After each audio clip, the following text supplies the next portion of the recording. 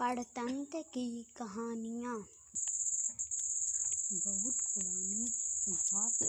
एक जंगल में खूंखार शेर राजा किया करता था। राजा होने के कारण वह शेर जंगल के बाकी सारे जानवरों पर धोखा जमाता था और उनका शिकार उन्हें खा जाता करता था।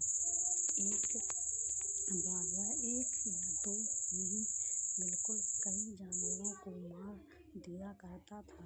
इस बात से जानवर के सभी जानवर बहुत परेशान थे। उन्हें डर लगता था कि इस तरह एक दिन शेर जंगल के सारे जानवरों को खा जाएगा। इस बात का हल निकालने के लिए सभी जानवरों ने फैसला किया कि वो जाकर शेर की बात करें और उसे समझाने की कोशिश करें।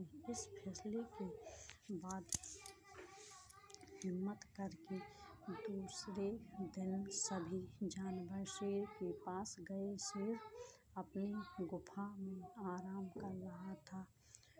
उन सभी ने आने के कारण उसकी नींद खुल गई।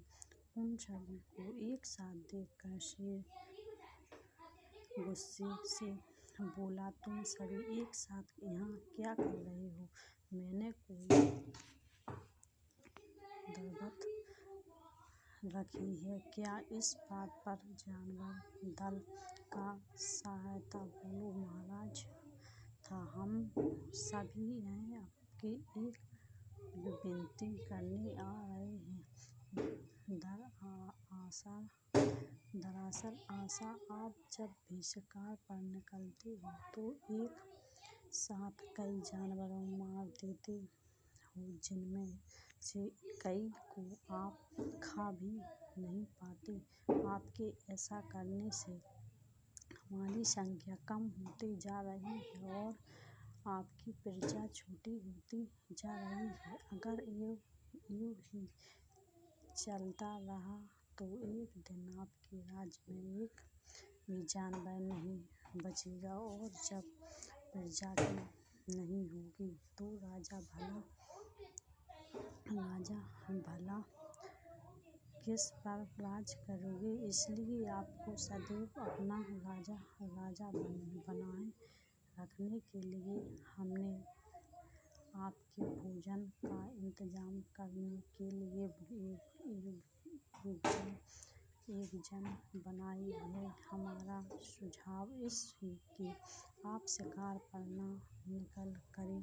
बिल्कुल, हम खुद रोज एक जानवर आपकी गुफा में भेज दिया जाएगा। इस तरह से रोज आपका भोजन भी हो जाएगा। आपको मेहनत भी नहीं करनी पड़ेगी और उसकी प्रजा को भी राहत रहेगी।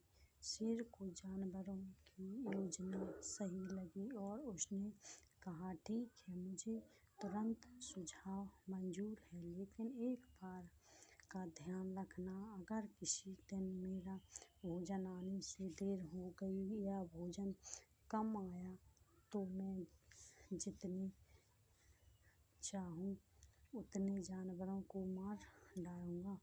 जानवरों ने उसकी बात पर सहमति जताई और वापस अपने घर को लौट आए। उस दिन एक बात के हर रोज एक जानवर शेर की गुफा में पहुंचा जाता और शेर उसे मारकर अपना भोजन बना लेता है। ये ही चलते चलते एक दिन खरगोश की बाहरी आँख वहाँ बहुत छोटा था लेकिन चतुर भी था। उसने सोचा कि रोज शेर के हाथों एक जानवर मारा जाता है, यह तो गलत है। इसकी परेशानी का समाधान करने के लिए कोई चालाक जाने पड़ेगी। तब उसके दिमाग में एक आइडिया आया और धीरे धीरे घूमता फिरता शेर की गुफा तक पहुंचा। वहां पहुंचकर उसने देखा कि शेर गुस्से से आग बबूला हो रहा था। शेर ने जैसे ही खरगोश को देखा उसका गुस्सा बढ़ गया और वह बड़बड़ा कर बोला, तुम जा रहे हो खरगोश, मेरा पेट भरने आया हो और ऊपर से इतनी देरी से आए हो।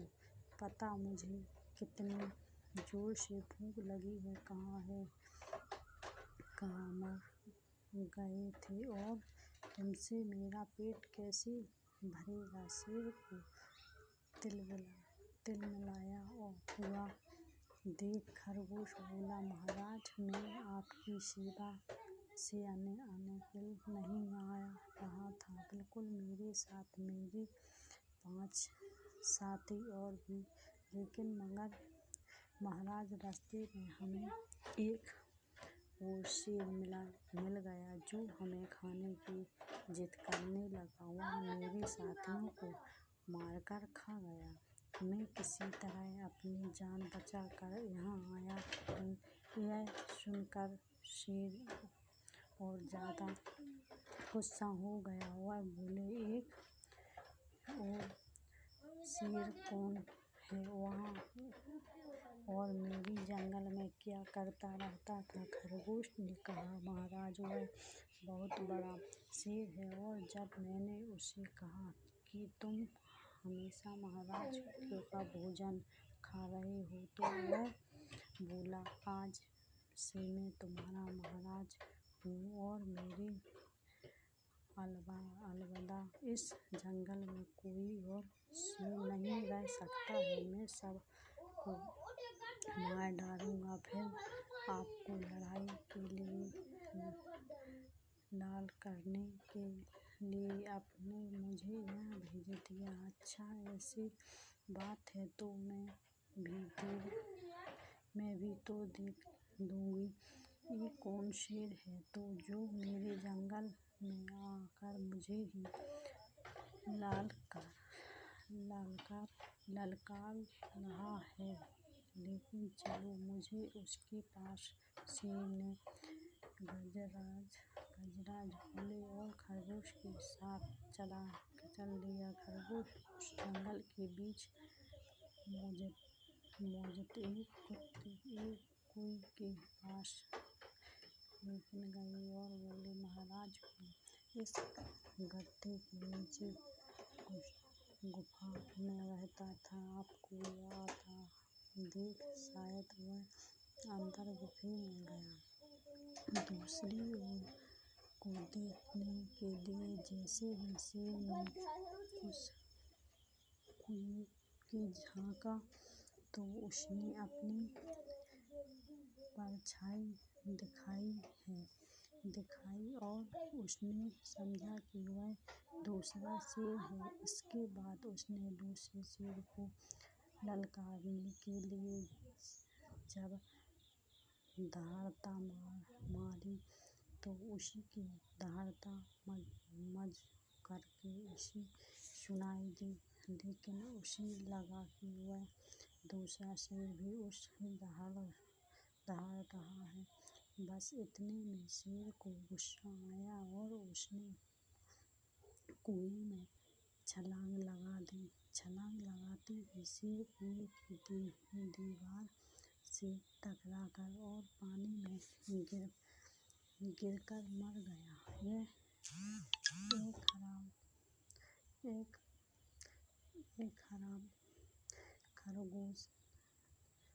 खराब खरगोश की जय जयकार करने लगे। कहानी से सीख। बच्चों, इस कहानी से हमें यह सीख मिलती है कि मुश्किल परिस्थितियों में भी दिमाग शांत करने से हर कठिनाई को आसानी से सुलझाया जा सकता है। एक वक्त की बात है, किसी शहर में एक खजूर ब्राह्मण रहता था। एक दिन उसे भिक्षा में जो संतुष्ट मिला उसने एक थोड़ा खाकर बाकी का उसने एक मिट्टी में भरकर रख दिया और फिर उसने उस मिट्टी को खूंटी से ढाँक दिया और पास में ही खाट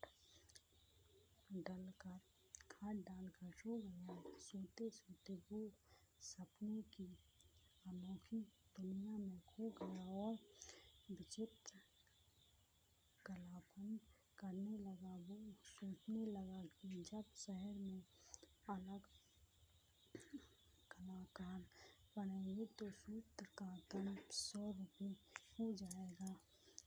मैं सस्त बेचैन बकरियों खरीद लूँगा, बस बाद में इन बकरियों को बेचकर खरीदूँगा। इसके बाद भैंस और घोड़े भी खरीद लूँगा। कंजूस ब्राह्मण कल्याणियों की विचित्र दुनिया के पूरी तरह खो चुका था। उसने सोचा कि घोड़े को अच्छी कीमत पर बेचकर खूब सारा सोना खरीद लूँगा। फिर सोने को अच्छी दाम पर बेचकर बड़ा सा मकान मेरी संपत्ति को देखकर कोई भी अपनी बेटी की शादी मुझसे करा देगा। शादी के बाद मेरा जो बच्चा होगा मैं उसका नाम मंगल रखूँगा। फिर जब मेरा बच्चा अपने पैरों पर चलने लगेगा तो मैं दूर से ही उसे खेलते हुए देखकर अंदर लाऊंगा। और जब बच्चा मुझे परेशान करने लगे तो मैं गुस्से से पत्नी को बोलूँगा और कहूँगा कि तुम बच्चे को ठीक से संभाल भी नहीं सकती हो। अगर वह घर के काम में व्यस्त होगी और मेरी बात का पालन नहीं करोगी, तब मैं गुस्से से उठकर उसके पास जाऊँगा और उसे पैर से ठूस मारूँगा।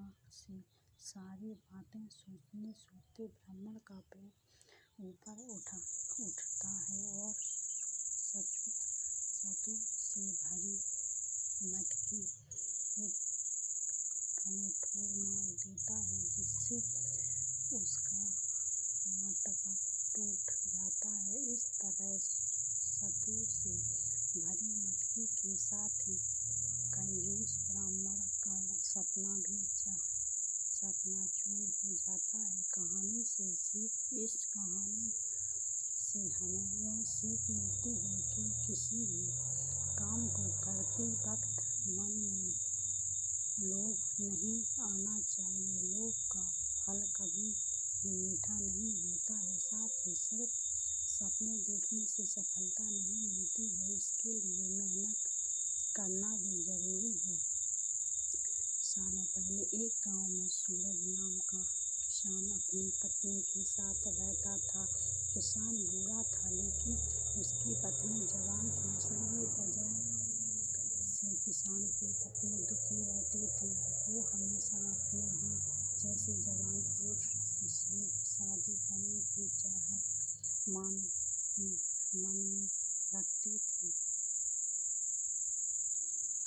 महल के मन की बात को एक चोर समझ गया। वो रोज महल का पीछा करने लगा। एक दिन उसने किसान की पत्नी को मोहित हो गया और तुम्हें अपने साथ शहर ले जाना चाहता हूँ। यह सुनते ही खुशी हो गई। वो फटाफट बोली, ठीक है, मैं तुम्हारे साथ चलूँगी, लेकिन मेरे पति के पास बहुत धन है। पहले मैं उसे ले जाती हूँ। उन पैसों से हम जीवन भर आराम से रहेंगे। यह सुनकर चोर ने कहा कि ठीक है, तुम जाओ और लौटकर इसी जगह आना। मैं तुम्हारा इंतजार करूँगा। स्त्री घर पहुँचती आती तो देख के पति गहरी नींद में था। महल के सारे जेवर और नथुलियों को पोटली में बांध कर चोर के पास चली गई। किसान की पत्नी को आते देखकर चोर ने मन में हुआ, अब मैं बहुत जल्दी धनवान बन वाला हूँ। बस अब इस महल के पीछे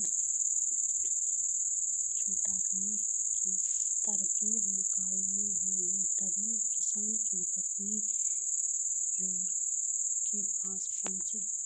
उसके पहुँचते ही दोनों दूसरे शहर की ओर निकल गए। कुछ दूर जाने के बाद शहर में एक नदी मिली। नदी को देखते ही चोर को एक तरकीब सूझ गई और महिला से बोला,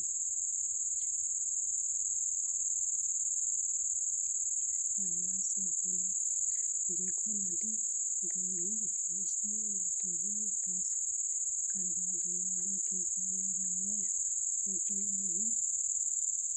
पोटली नदी के उस पार रखूंगा, फिर तुम्हारे साथ ले जाऊंगा। स्त्री को चोर पर पूरा विश्वास था। उसने कहा, हाँ, ऐसा करना ठीक रहेगा। फिर चोर ने कहा, देखो, तुम्हें भारी जेवरात पहनने के लिए जेवरात भी तुम्हें मुझे दे दो, ताकि तुम्हें नदी पार करने में कोई बाधा न हो। यह सुनते ही किसान की पत्नी ने अपने सारे जेवरात चोर को दे दी और पोटली में बांध धन और महिला के जेवर लेकिन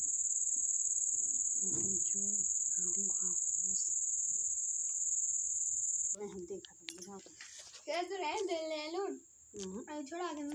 छोड़ा के नहीं भागो, तो हम लगाते हैं खींच के देवे तो कहे डोली ले आई थी हमारा दे, तुम्हें पहन लो, तुम्हें ले आई, तुम पहन लो, हम मंगाए चीज तो हम खुद दे। डोली से क्या मंगा? हम डोली से नहीं मंगाए, हम बाजार से मंगा के दे रहे। सुन ली तुमने? बहुत तुम्हारा ज्यादा नहीं, दिमाग खराब है, तनक नहीं है। पंखी आ गई। हाँ पता जी, आम डोली के देखे दस यार उनकी चाचा की एक ही मंडी है, ऐसे भाई दूध गरम करना तो दूध बना पंखी। मैं कितनी बनी है तो बनाई है दीदी, दूसरी तो पाए सुबह दारू से तो बोलता है उनके संग एक वीडियो बनाई थी, तो हो जाए पूरा महीना नहीं बना तो मोहन बने 20 रख दे बना के। एक ठगौन की साथी क्यों ना ले गए, 2 ठगौन अच्छा उनको 3 दिन सुन उन्हें को तो ले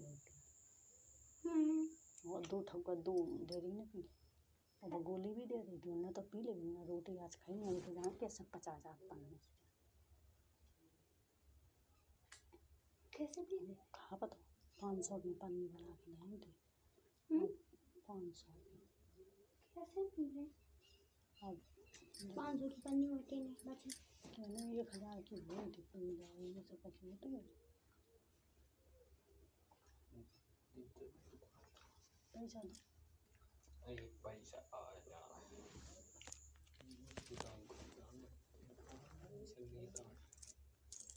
वो आदि तुम चले जाओ बेटू लो, तुम चले तुम चले जाओ कमरा में। कितनी चाहिए? डेढ़ खुले हो तो देखो भी ज़्यादा नहीं उठाना, तो संगे जाओ सकते जाओ उधर तो दिखाओ तो चले जाओ।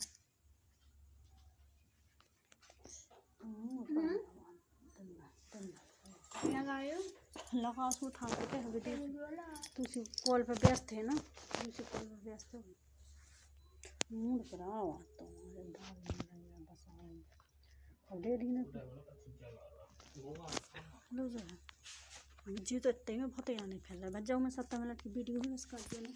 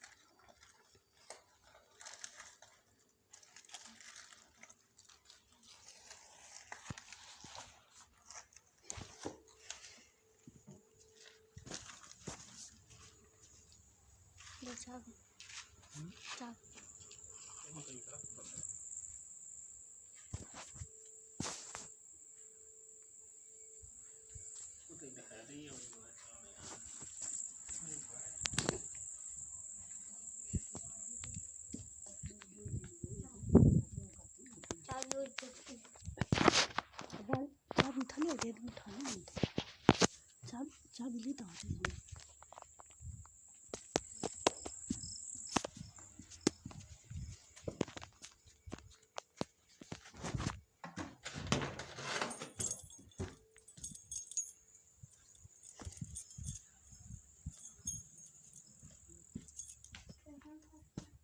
इसको काट कर हमने दे दी थी तुम दी चाहोगे ना हमारे संबंधी थे हमारे दी चाहोगे बेच बेच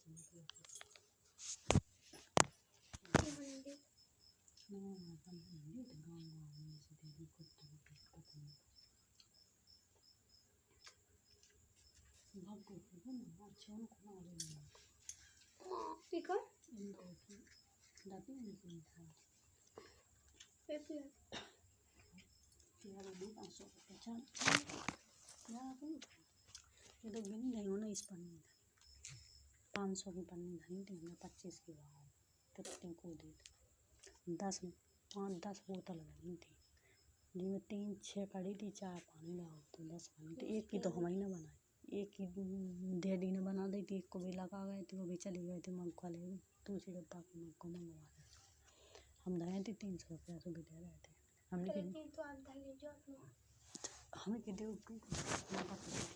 हमने एक ही दुकानों से एक डब्बा के फिर लेके डाल लिया पैसा होने से खरीद सकते हैं लेता हम भी सकते हैं ले चाहिए अब कितने किलो अब बताया भाई 4 किलो ले आए थे तना 50 3.5 किलो लगा दे अब हमने की 6-7 किलो खरीदा पैसा तो पैसा भी तो ऐसी तो चलेगा अब तो दे दी गुटका नहीं दे गुटका दुकान में से उठा जाएगी अब फिर पता ही नहीं चला कौन पैसा अब 700 रुपया 700 की बिकी कुछ थी पाई नहीं 800 की बिकी उनकी आउट बेपैसा आउट मगन में आउट फिर अपन को तो पैसे खा लेंगे 100 दो 400 रुपया बचा 400 कितने का जात कौन है पैसा मुझे तो नहीं ये तो ऐसे ही होता है अब वो बेग का नहीं आना तुम बेग तो 300 रुपया बचे थे वो 200 खाए सुबह नानी बार हम नानी बार कितने बिल्कुल नहीं बचे थे सिर्फ हमारा लगा कितने पैसा थे सिर्फ 500 रुपया बचे थे कुल 50 तो जीजी ने लाए थे हमें 20 बढ़िया मौसम में थे वो नानी ने 100 गांठ नानी ने बांधे थे तो मंगवा दे हम दुआर से दे दीजिए इसको कल लीजिए पैसों में से मंगवा नानी तो ये कह रही दे दी से तो कई चुकत्ते भी लेते आवे तो धाए भी हम उठा ले आए थे हम के फ़ोन लगा देंगे हमें सो हमने की इतने से रोड पे से उठवा ले हम ब्याह में ले गई है नानी का तेज आया तो हमने डालना सो हमने के पकी रख ली थी नानी खिला ली सो खेली थी हाँ दुआ जी चिप चिप मानसी ने कही थी कि हम तो कहते कि कल स्कूल में भाई का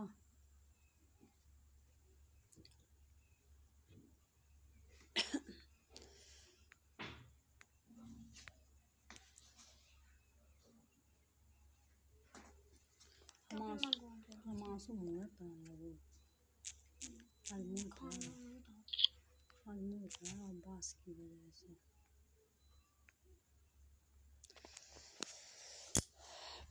दिल्ली में बंद है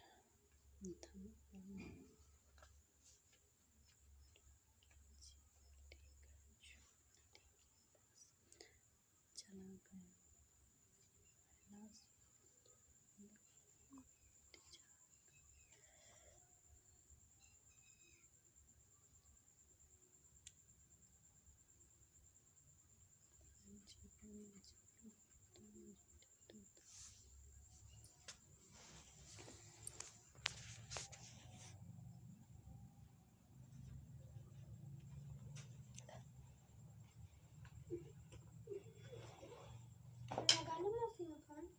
लगा अभी दूसरी कॉल पर व्यस्त जा रही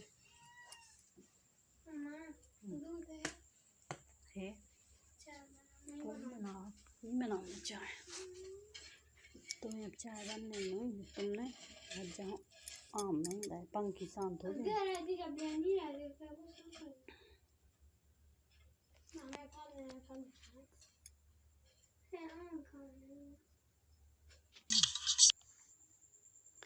धीरे धीरे समय बीतता गया और गाना तंदुरुस्त हो गया रोज भर पेट खाना खाया कंधे के बाल चमकने लगी थी और उसकी चाल में भी सुधार हो गया था। एक दिन था, खूब खाकर मस्त हो गया और जमीन पर लेट गया। तभी गीदड़ ने पूछा, कंधे भाई, तुम्हारा तरीका तो ठीक है ना? तो गधा कहता है, आज मैं बहुत खुश हूँ और मेरा गाना गाने का मन कर रहा है। कंधे की यह बात सुनकर गीदड़ घबरा कर और बोला, ना कंधे भाई, यह काम भूलकर भी मत करना। भूलो मत, हम चोरी कर रहे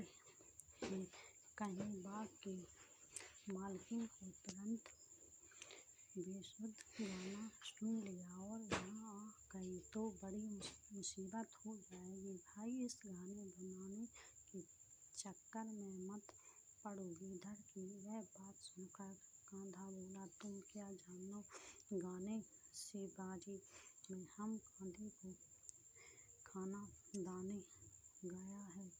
हमारा चेष्ट रहा है कि बड़े शैल के सुनते ही आज मेरा गाने का बहुत मन है, इसलिए मैं तो गाऊंगा। गीदड़ समझ जाता है कि कंधे को गाने से रोक पाना अब बहुत मुश्किल है। गीदड़ को अपनी गलती का आभास हो जाता है। गीदड़ बोला, कंधे भाई, तुम सही कहाँ रहे हो। गाने वाले के बारे में हम क्या जाने। अब तुम बात रहे तो मुश्किल से ही तुम्हारी सुशील आवाज सुन बाघ का मालिक फूल माला लेकर तुम्हारे पहनाने जरूर आएगा। गीदड़ की बात सुनकर कान्हा खुशी से गदगद हो जाता है। कान्हा कहता है, ठीक है, फिर मैं अपना गाना शुरू करता हूँ। तभी गीदड़ कहता है, मैं तुम्हारे फूलों की माला पहना सकूँ, इसलिए तुम अपना गाना मेरे जाने के 15 मिनट बाद शुरू करना। इससे मैं तुम्हारा गाना खत्म होने से पहले यह वापस आ जाऊंगा। गीदड़ की यह बात सुनकर कान्हा और भी ज़्यादा फूला नहीं सकता है और कहाँ से आ जाओ भाई गीदड़, मेरे सामने के लिए फूल माला लेकर आओ। मैं तुम्हारे जाने के 15 मिनट बाद ही गाना शुरू करूँगा। कंधे की इतनी कहते ही गीदड़ वहाँ से दो गहराइयों हो जाता है। गीदड़ के जाने के बाद कान्हा अपना गाना शुरू करता है। कंधे की आवाज़ सुनते ही बाघ का मालिक लाठी लेकर वहाँ पहुँच जाता है। वह गाधे को देख बाघ का मालिक कहता है कि अब समझ आया कि तुम ही है जो मेरे बाघ को रोज चार के चला जाता है। आज मैं तुम्हें नहीं छोड़ूंगा। इतना कहते ही बाघ का मालिक लाठी से कंधे की खूब जमकर पिटाई करता है। बाघ मालिक की पिटाई से कान्हा अस्वस्थ हो जाता है और बेहोश होकर जमीन पर गिर जाता है। कहानी से यह सीख संगीतम कान्हा कहानी से सीख मिलती है कि अगर कोई हमारे भाइयों के लिए कुछ बात समझाता है तो उसे मान लेना चाहिए। कभी कभी हालात ऐसे ही हो जाते कि दूसरों की बात न मानने से हम मुसीबत में पड़ सकते हैं। बहुत पुरानी बात है। एक घने जंगल में बड़ा सा शेर रहता था।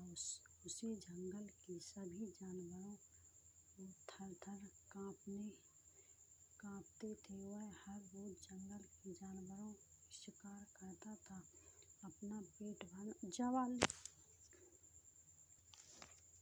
एक गांव में दुष्ट नाम का ब्राह्मण रहता था। वह बहुत करीब था। ना उसके पास पहनने के लिए अच्छे कपड़े थे और ना ही उसके पास खाने को था। ब्राह्मण जैसे तैसे शिक्षा मांगकर अपना गुजारा करता रहता था। उसी गरीबी को देखकर एक यजमान को उस पर दया आ गई। उसने दूसरों को बोले का एक जोड़ दाने के दे दिया। बोले को गोधाव मानकर ब्राह्मण दृष्टों उनकी सेवा पूरी लगन के साथ करने लगा। उसे बैलों से इतनी प्रिय था कि वो खुद काम कर खाता था और लेकिन बैलों को भरपेट खिलाया करता था। ब्राह्मण की सेवा पाने के बाद दोनों बैल तंदुरुस्त हो गए। एक दिन हटे-कटे बैलों पर चोर की नजर पड़ गई। बैलों को देखते ही चोर ने मन ही मन बैलों को चुराने की योजना बना ली। योजना बनाने के बाद रात होते ही चोर ब्राह्मण के घर बैल चुराने के इशारे निकल गया। इस दौड़ चलते ही चोर का सामान एक भयंकर राक्षस हुए। राक्षस ने चोर की पूछ, तुम इतनी रात को कहाँ जा रहे हो? चोर ने कहा, मैं ब्राह्मण के बैल चोरी करने जा रहा हूँ। चोरी की बात सुनकर राक्षस बोले, चलो मैं भी तुम्हारे साथ चलता हूँ। मैं कई दिनों से भूखा हूँ। मैं उस ब्राह्मण को खा अपनी भूख संतुष्ट करूँगा और तुम उसके बैल ले जाना। चोरी के मन में हुआ कि रास्ते के लिए एक साथी भी हो जाएगा तो इस साथी के जाने की कोई बुराई नहीं है।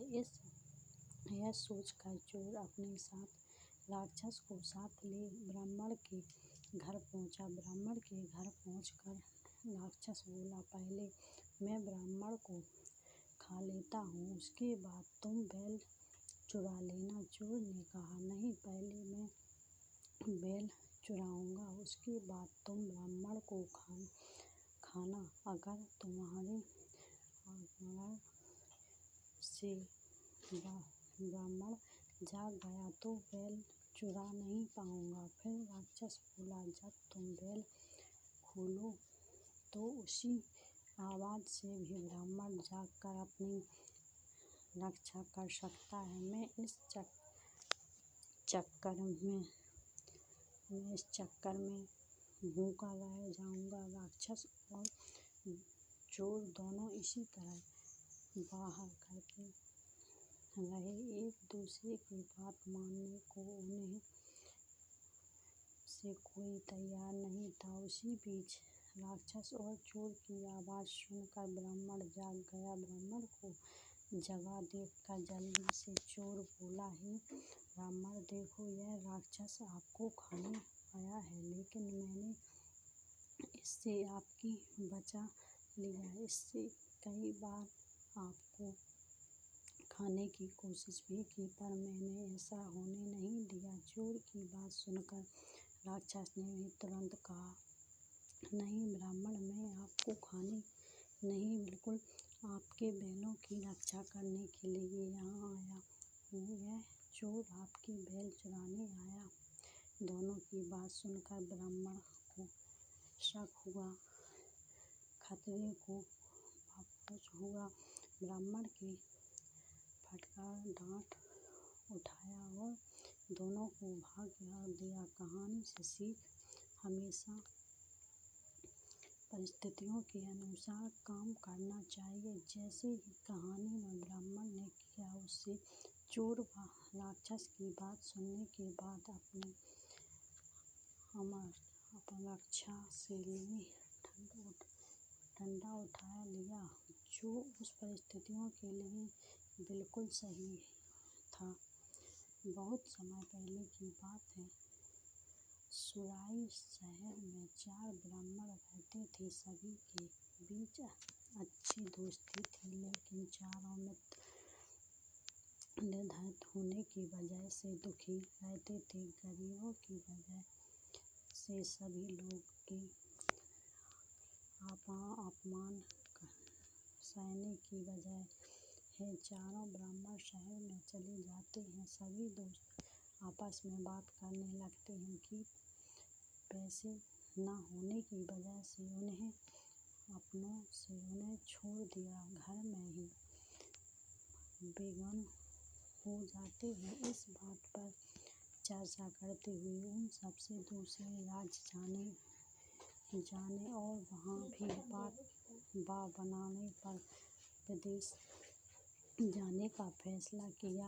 यहाँ निर्णय लेने के बाद सभी यात्रा पर निकल पड़े। चलते चलते उन्हें बहुत प्यास लगने लगी तो वो पास ही शिवा नदी में जाकर पानी पीने लगे। पानी पीने के बाद सभी नदी में नहाए और आगे की ओर निकल पड़े। कुछ दूर चलने पर उन्हें एक जटाधारी योगी दिखाई। ब्राह्मण को यात्रा करते हुए देखकर योगी के उन्हें अपने आश्रम आकर थोड़ी देर आराम करने और कुछ खाने का न्योता दिया। ब्राह्मण खुश होकर योगी के आश्रम चले गए। वहाँ उन्होंने आराम करने के बाद योगी ने ब्राह्मण से उनकी यात्रा का कारण पूछा। ब्राह्मण ने अपनी पूरी कहानी सुनाई दी और कहा कि योगी महाराज गरीबों का कोई नहीं होता, इसलिए वो तीनों धन काम कर बलवान बनना चाहते थे।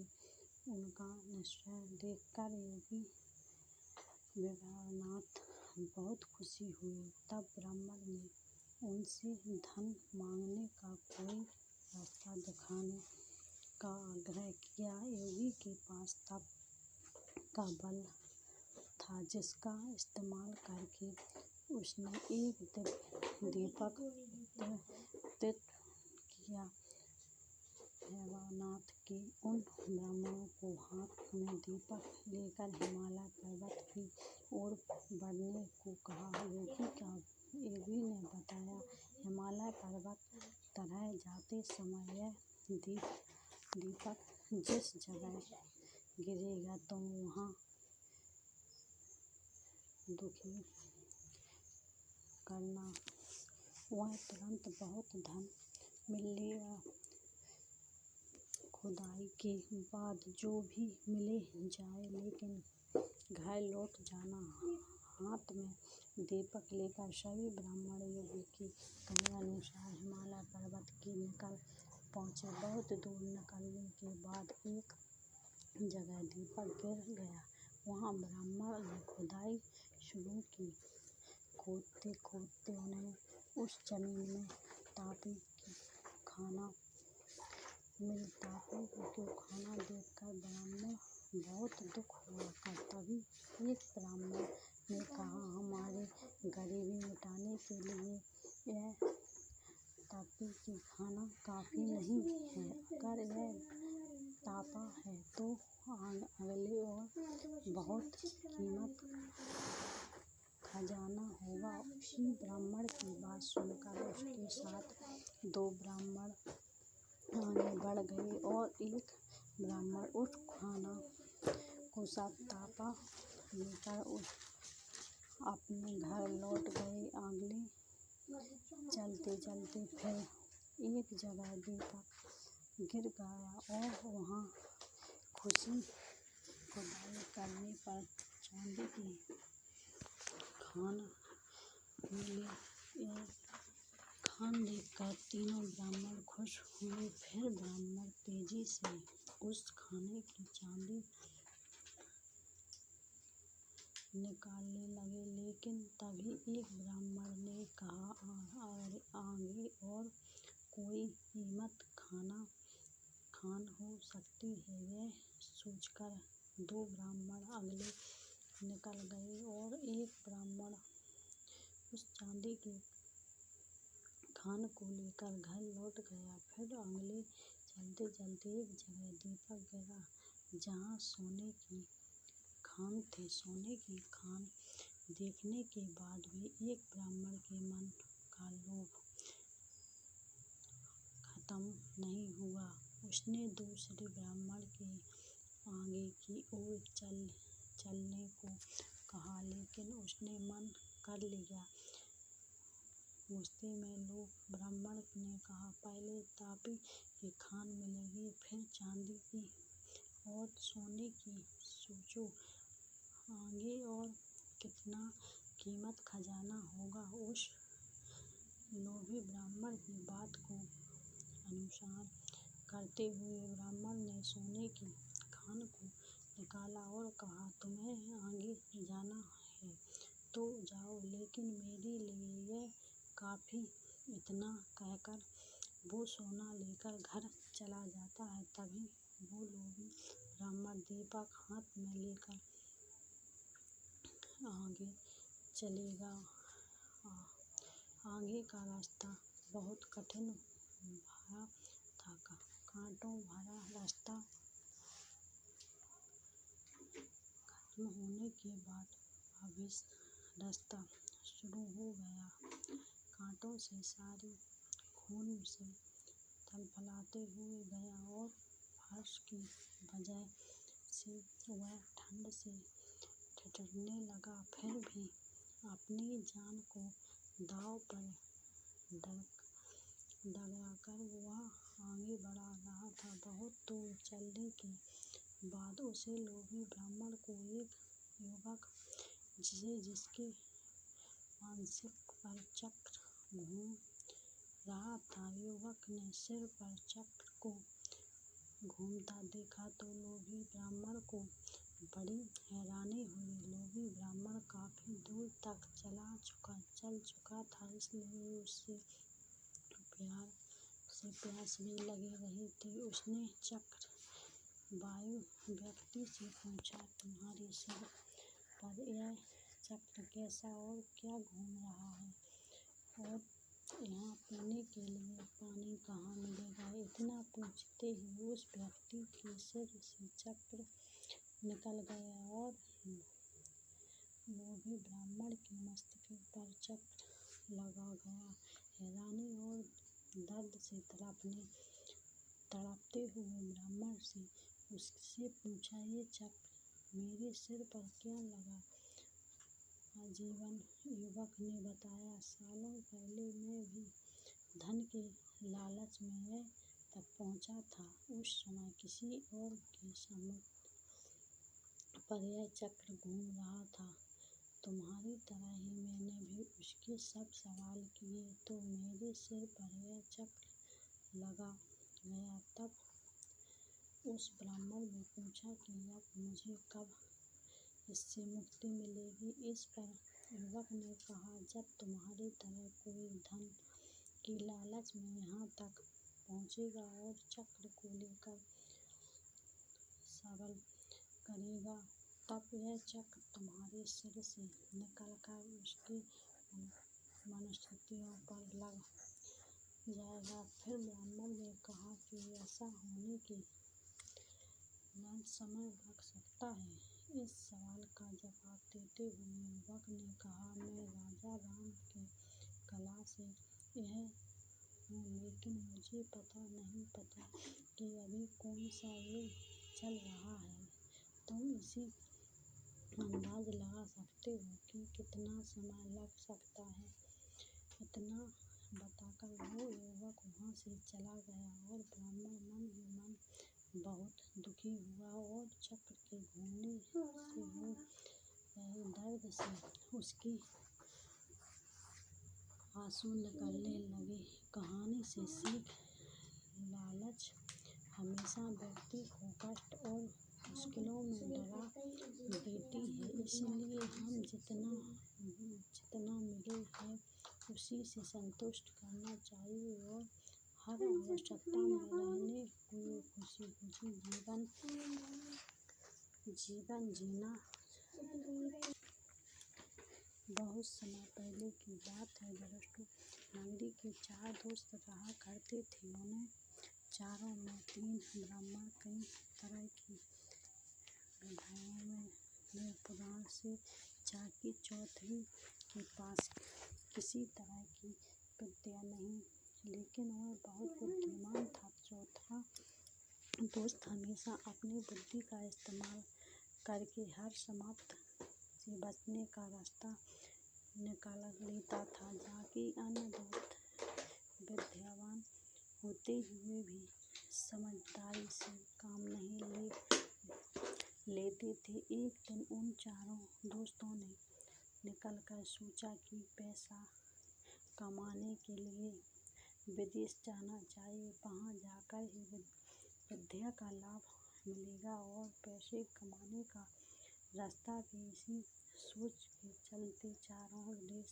यात्रा पर चल दिए। यात्रा करने के दौरान एक ब्राह्मण दोस्त ने कहा कि हम में से सिर्फ एक दोस्त ही पास विद्या नहीं है। ऐसे दोस्त को हमारी विद्या के कारण मिलने वाले धन नहीं मिलना चाहिए, घर वापस जा सकता है। इस पर काफी देर चर्चा करने के बाद दूसरा दोस्त इस बात से सहमत हो गया, लेकिन तीसरे दोस्त ने कहा कि ऐसा करना ठीक नहीं होगा। हम सभी बचपन से दोस्त हैं और अब यह फैसला लेकर गलत होगा। हम जो कुछ भी कमाएंगे उसे चारों हिस्सों में बांट देंगे। इस बात पर सबने हमारी भरी हुई सभी विद्या का चमत्कार लोगों को दिखाने के लिए अगले की ओर बढ़ाने लगे। यात्रा के दौरान जंगल में गुजरते हुए उन्होंने एक मरा हुआ शेर दिखाई। सभी ब्राह्मण ने कहा कि हम अपनी विद्या के चमत्कार से इस शेर को जिंदा कर देंगे, इससे हम बहुत यश और कीर्ति मिलेगी। तीनों ब्राह्मण दोस्त उस जिंदा करने में लग गए, लेकिन चौथे बुद्धिमान दोस्त ने उन्हें ऐसा करने से मना कर दिया। उसने कहा कि अगर तुम लोग इसे जिंदा कर दोगे तो वह जिंदा होते ही हम सबको खा जाएगा। चौथे दोस्त के बहुत कहने के बावजूद तीनों दोस्तों ने नहीं मानी। उसमें एक ब्राह्मण शेर को हस्तियों को समेटने लगा तो दूसरा उसके अंग को और चौथा उसके शरीर के प्राण डालने की कोशिश करता रहा। तीनों को अपनी अपनी विद्या का इस्तेमाल करते देखते चौथे दोस्त डर गया। उसने अपने सभी मित्रों से कहा, ठीक है, तुम लोग अपने मन की करो, लेकिन मुझे पेड़ पर चढ़ जाने दो। इतना कहकर चौथा दोस्त झट से पेड़ पर चढ़ गया। वहीं अन्य दोस्तों मिलकर अपनी सिद्धियों और विद्याओं के बल से उस शेर को जीवित करने की कोशिश में लग गया।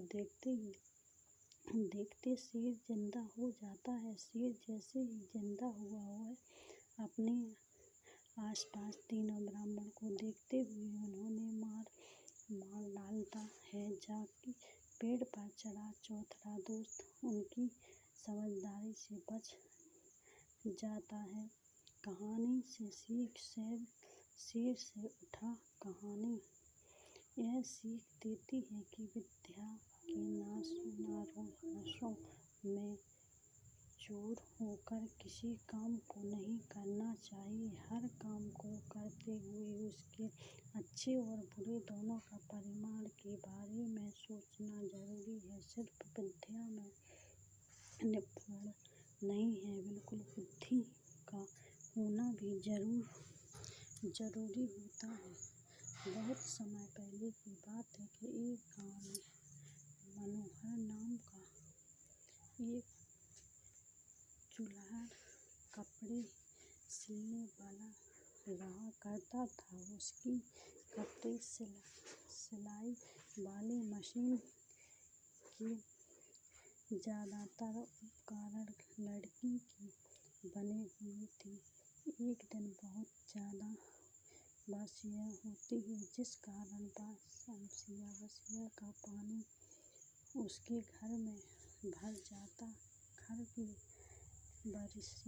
वर्षा का पानी भर जाने के कारण उसकी मशीन पूरी तरह से खराब हो जाती है। मशीन खराब हो जाने के कारण मनोहर बहुत परेशान हो जाता है। बहुत दुखी होकर सोचने लगा कि यह अगर जल्दी ही उसने अपनी इस मशीन को ठीक नहीं किया तो वह कपड़े सिलने का काम नहीं कर पाएगा और उसने परिवार को भूखा रहना पड़ेगा। यह सोचकर मनोहर जंगल जाने का फैसला कर लेता है ताकि वह अपनी मशीन को ठीक कराने के लिए अच्छी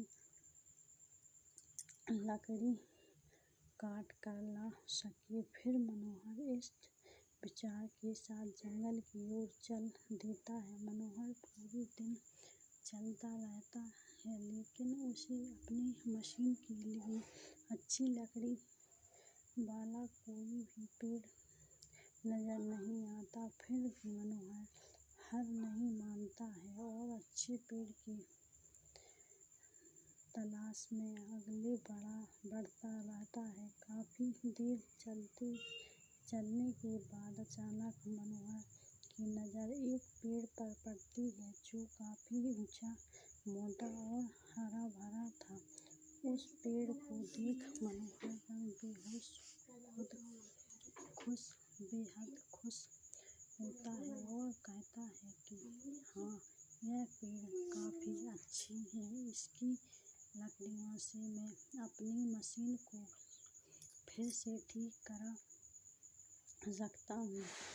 इस विचार के साथ मनोहर कुल्हाड़ी उठाकर जैसे ही पेड़ के तने पर मारने के लिए अपना हाथ ऊपर उठाता है, तभी पेड़ की डाली पर एक देवता प्रकट हो जाते हैं। देवता मनोहर से कहते हैं कि मैं इस पेड़ पर रहता हूँ और आराम करता हूँ, इसलिए तुम्हारा ये पेड़ को काटना उचित नहीं होगा। वैसे ही किसी भी हर पेड़ को काटना ठीक नहीं है। देवता की बात सुनकर मनोहर क्षमा मांगते हुए कहता है, हे देव, मैं मजबूर हूँ, मुझे इस पेड़ को काटना ही पड़ेगा। इस पेड़ की लकड़ी मेरी मशीन के लिए उत्तम है। बहुत ढूंढने के बाद मुझे यह पेड़ मिला है। अगर मैं इस पेड़ को नहीं काटूंगा तो मेरी मशीन खराब रह जाएगी और मैं कपड़े सिलने का काम नहीं कर पाऊंगा। इस वजह से मैं और मेरा परिवार भूखा मर जाएगा। मनोहर की बात सुनकर देवता कहते हैं, मनोहर, तुम तुम्हारे जवाब से खुश हूँ। तुम इस पेड़ को न काटो, इसके बदले तुम्हें जो वरदान चाहते हो मांग सकते हो। तुम्हारी इच्छा जरूर पूरी करूंगा। देवता से वरदान की बात सुनकर मनोहर कुछ देर विचार करके कहता है कि देव, मैं बार से मिले अपने मित्र और पत्नी से सारी ली चाहता हूँ, इसलिए आप मुझे एक दिन का समय दीजिए। मनोहर के आग्रह को देवता मान लेते हैं और उसे एक दिन विचार करने के लिए दे देते हैं। एक दिन का समय लेकर मनोहर अपने घर की ओर चल देता है। रास्ते में उसे उसका मित्र नई मिलता है। नई में मिलकर मनोहर उस देवता की वरदान वाली बात बताता है। उस पर नई मनोहर को एक राज्य मांगने की सलाह देता है। नई